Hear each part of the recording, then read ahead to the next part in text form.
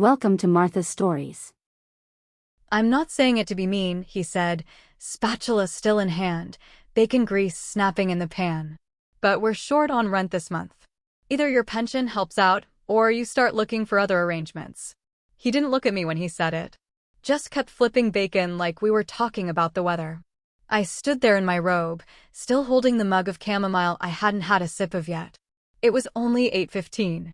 My socks were damp from the tile, and the smell of scorched toast clung to the air. I'd just taken the trash out. Just folded Zach's hoodie from the dryer. Just kissed my grandson on the crown of his head when he left for school. And now I was a line item in their household budget. I didn't answer right away. At 71, I've learned some silences cut deeper than speeches. My daughter, Emily, sat at the kitchen island, scrolling on her phone. She didn't look up. We're all contributing, her husband added. It's only fair. That word, fair, tastes like vinegar when someone uses it to justify betrayal. I didn't move in here to be your wallet, I said. My voice was calm. Too calm, maybe? He set the spatula down harder than needed. Well, we made space for you. Rearranged everything. That back room could have been my office. It was never an office. It was the nursery when Zach was born. It was where I painted the stars on the ceiling when Emily was pregnant and too nauseous to hold the brush. Your family, he said. But this is reality. No one said it, but I heard it anyway. You helped us. Now you're in the way. You're not a guest. You're an expense. You're not dead. But we already live like you are. I left the kitchen quietly and went to my room. No one followed me. On the nightstand, my arthritis cream, an old paperback, and the photo of Emily in a graduation cap, hugging me like I was her whole world. I looked at that photo for a long time. Then I opened the closet and pulled down the overnight bag. I started folding sweaters slowly, without panic, without shaking. I didn't know where I was going yet. But I knew one thing. I wasn't staying where love came with terms and conditions.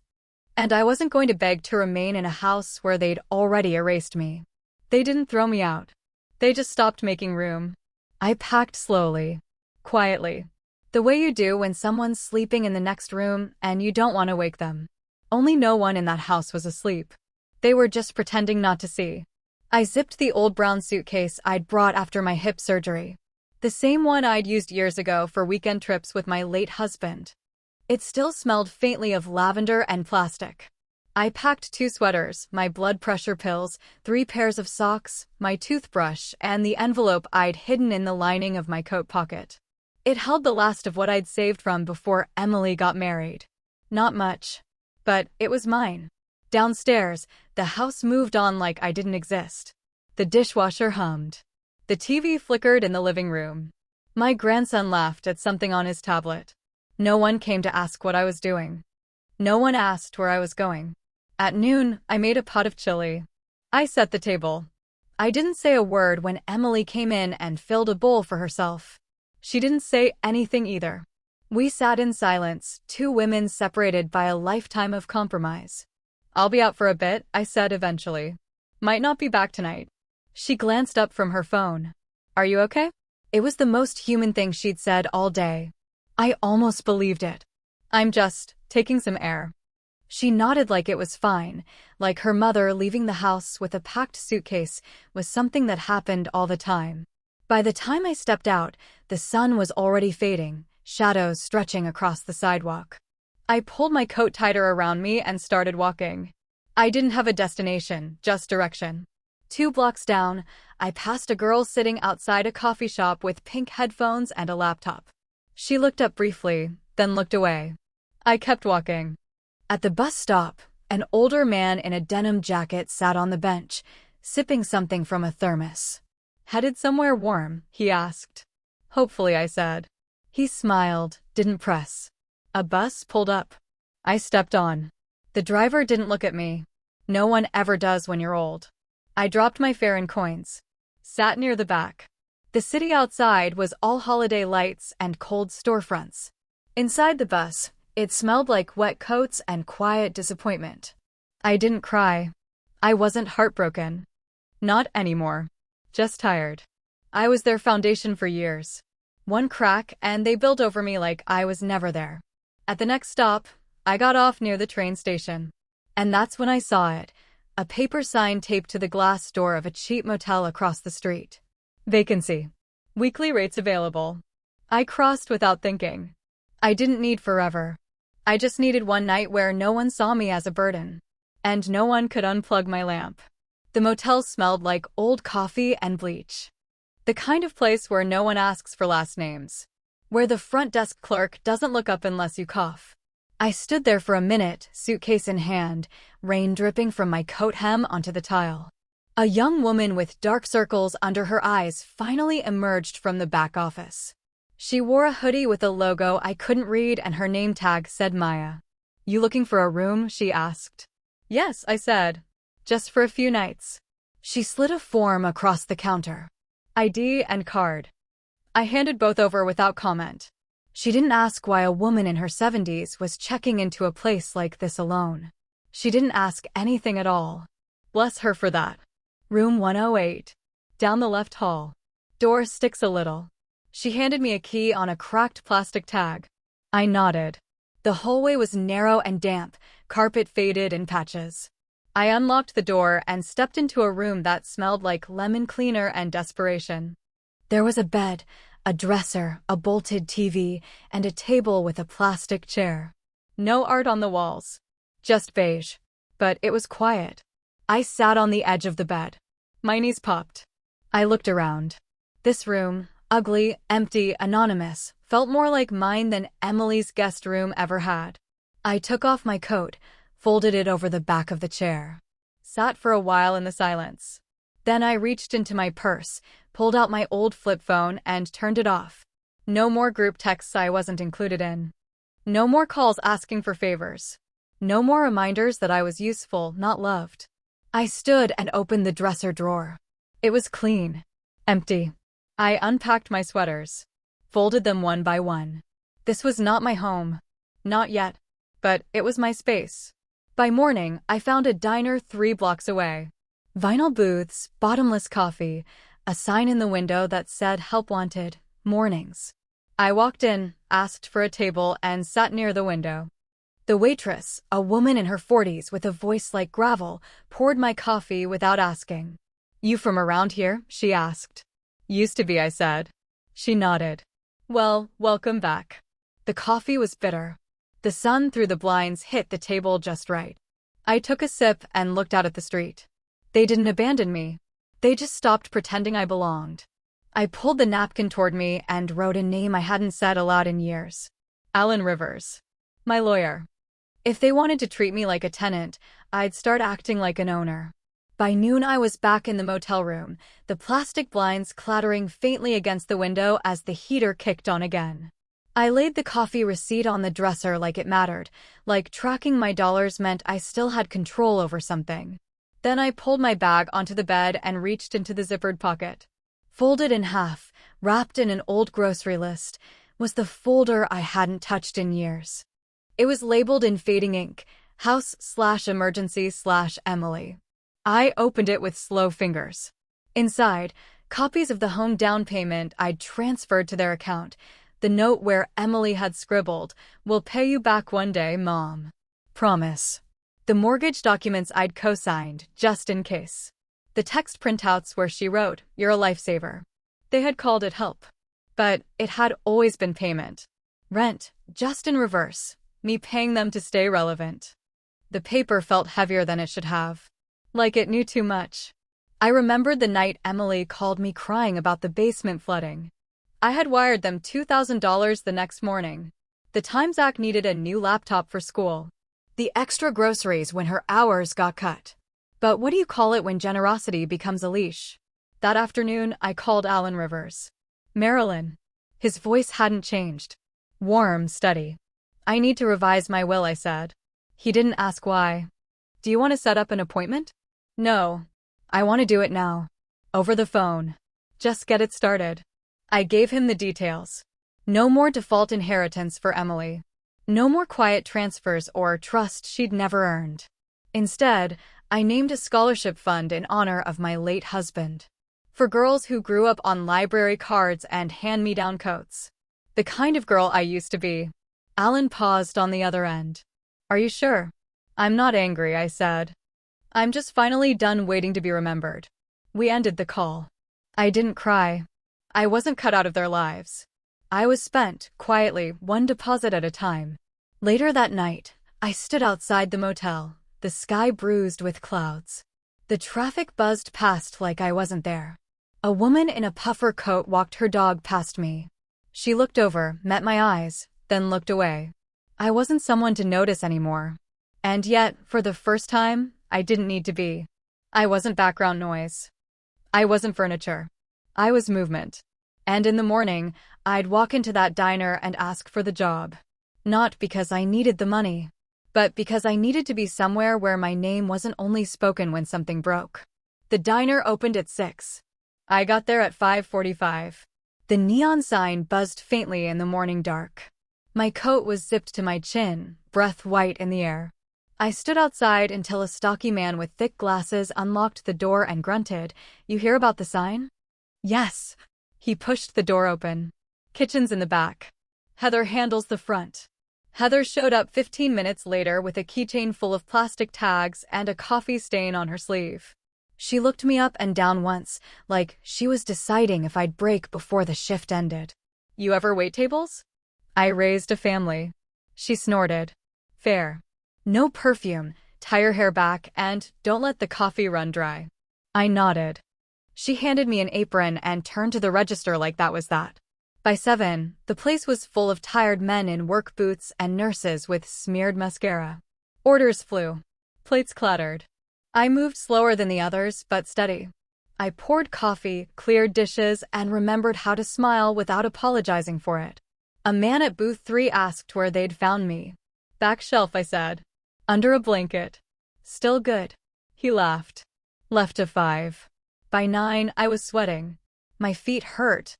My hands trembled when I refilled the sugar caddy. But I hadn't thought about Emily in 2 hours. Not once. They didn't break me. They just paused me. Now I'm hitting play. After the rush died, Heather poured 2 cups of coffee and slid one toward me. "You didn't cry." "That's something." "Should I have?" "Most do." I sipped. "I've cried enough." She nodded. "You want the job, it's yours. 3 days a week. Cash." I nodded. I wasn't starting over. I was starting without. No more explaining. No more waiting to be invited. That afternoon, I walked back to the motel, stopped by a corner store, and bought a notebook. In the room, I wrote down 3 things. Don't apologize for surviving. Don't call unless they call first. Find someplace with a window. Then I turned my phone on. 8 missed calls. 2 voicemails from Emily. 1 text, "Mom, what are you doing? We didn't mean for it to go like that." No apology. No question about where I was.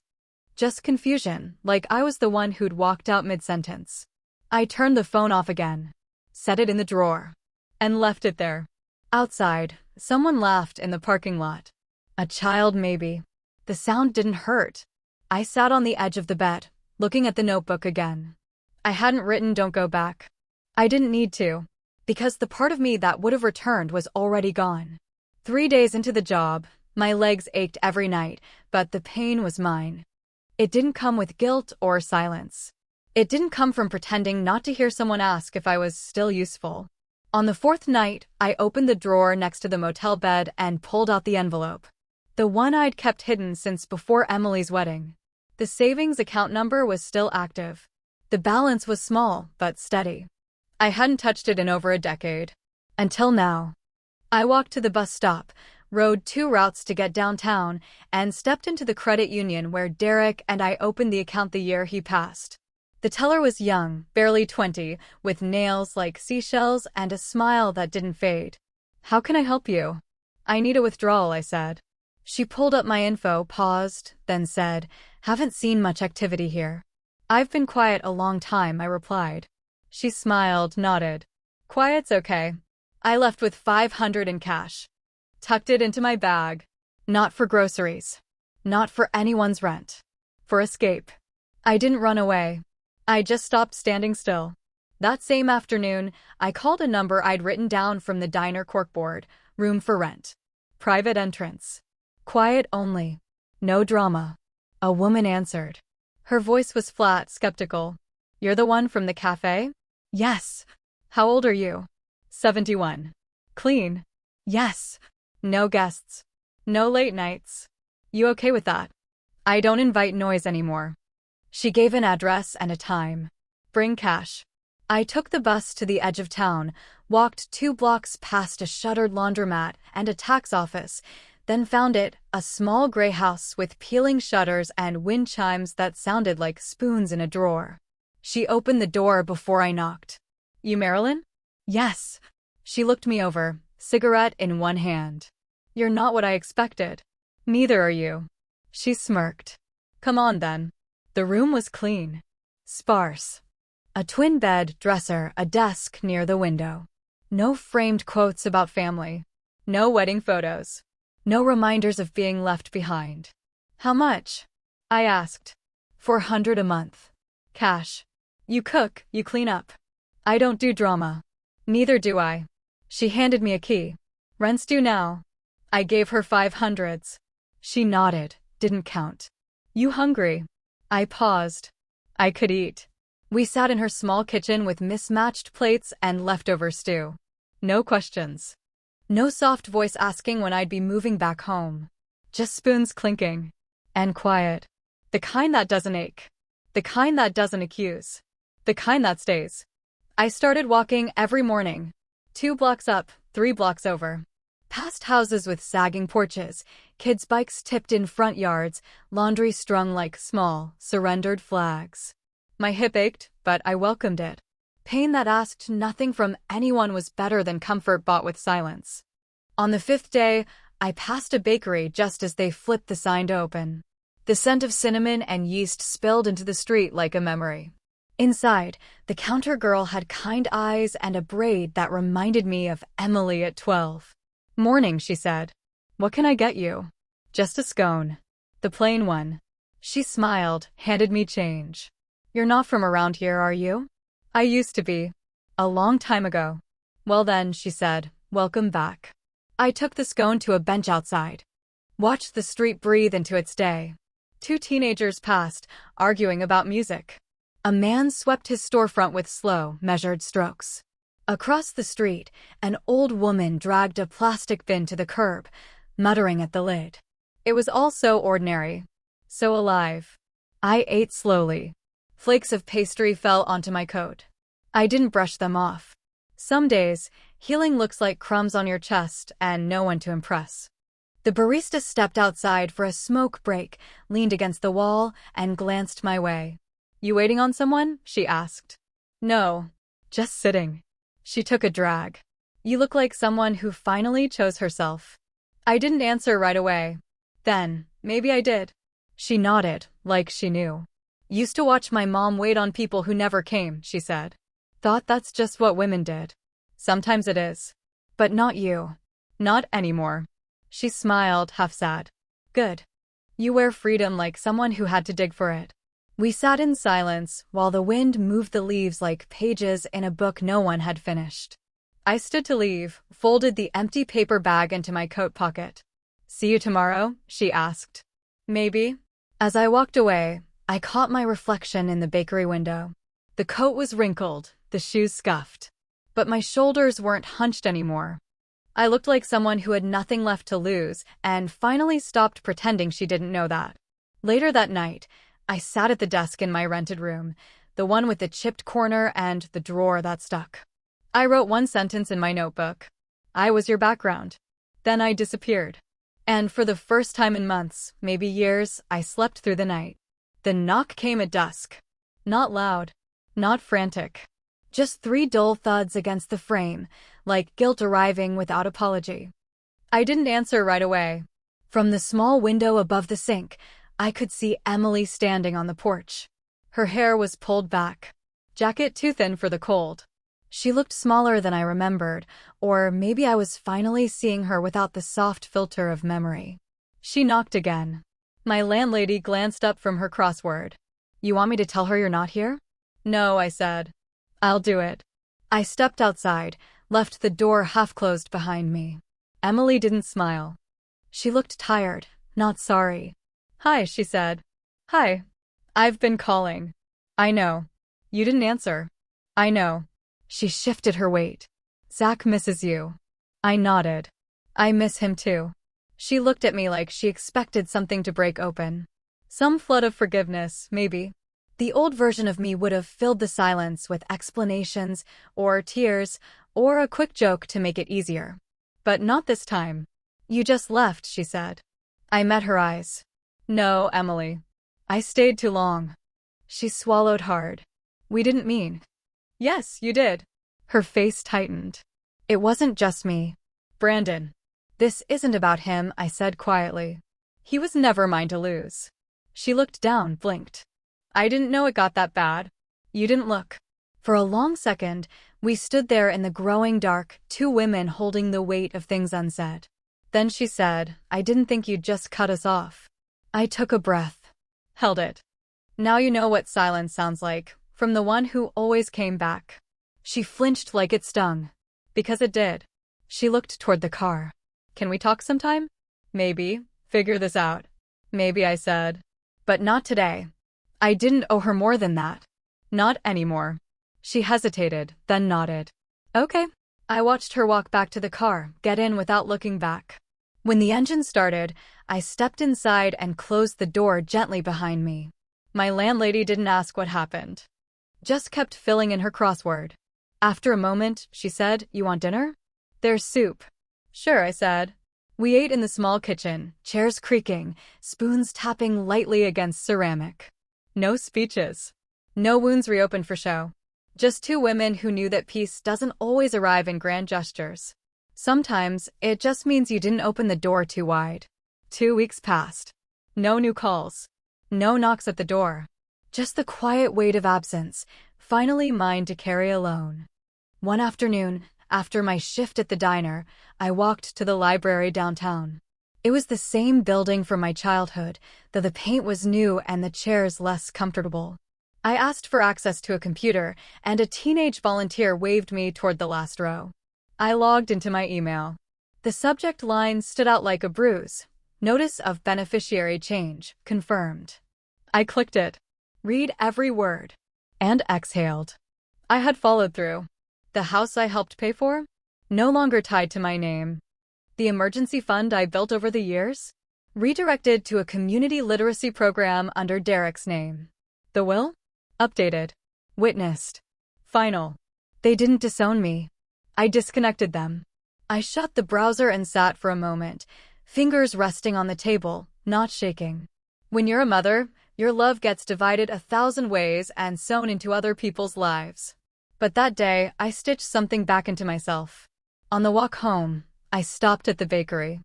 The girl with the braid greeted me with a grin. You're glowing, she said. Am I? Yeah. Like someone who just deleted a number they should have blocked years ago. I laughed, soft and surprised. Close. She passed me a bag with 2 scones. One on the house. You remind me of someone who stopped waiting. I thanked her and left, warmth in my coat pocket and something lighter in my chest. Back at the house, I found my landlady on the porch, fixing a loose shutter. You ever need help with those? I said, nodding to the tools. I'm not much with a hammer, but I can hold a ladder steady. She didn't look up. You planning to stick around? If that's all right. She smirked. I don't do clingy roommates. Good, I said. I don't do unfinished exits. She handed me the screwdriver. Then we'll get along fine. That night, I lit a candle in the kitchen, not for ceremony, just for the light. I made soup from scratch, the way I used to when Emily was little and thought I could fix everything with broth and patience. I set a bowl for myself. Sat alone. Ate slowly. The phone stayed off. The door stayed closed. And for the first time in a long time, I didn't wonder who would come through it. The window in my new room faces east. The light comes early, soft, and deliberate. I've started waking up before the alarm, not because I have to, but because I want to. I brew coffee while the house is still quiet, toast a slice of bread, and sit at the desk with the chipped corner. There's a photo on that desk now, Derek and me, 25 years ago. We're standing in front of a tent, both sunburned and laughing like the world couldn't touch us. That morning, I placed the frame beside my notebook. Not out of nostalgia, but as a marker. This was once my life. And now this is too. I still work 3 days a week at the diner. Heather lets me take the register sometimes. I like counting things that add up. I like seeing faces that don't ask, "When are you going back?" Because the answer is never. I didn't leave. I just stopped returning. Last Sunday, I bought apples and made a pie. Not for anyone. Just because the kitchen smelled lonely, and I wanted it to remember sweetness. When it cooled, I brought 2 slices to the porch. My landlady took hers without a word, just nodded. We sat in silence, forks tapping plates, the wind pushing against the eaves. She said, "You always this quiet?" I smiled. Not always. But the older I get, the more I believe in stillness. She nodded. Better than noise that doesn't mean anything. Exactly. Emily hasn't called again. I don't expect her to. Maybe one day she'll understand. Maybe not. It's not mine to control. Forgiveness isn't the same as access. You can wish someone well and still change the locks. I didn't forgive. I just turned the volume all the way down. This morning, I took a walk before the bakery opened. The sky was pink at the edges, the world just waking. I stood by the river and watched the water move like it had someplace to be. No one called my name. No one asked where I'd been. And I didn't feel lost. Not even a little. Later, I sat by the window with my coffee, the pie cooling again on the counter, not for anyone, just because. The light hit the table just right. The spoon felt heavy in my hand, but in the right kind of way. And then, without warning, this sentence floated up in me, solid and whole.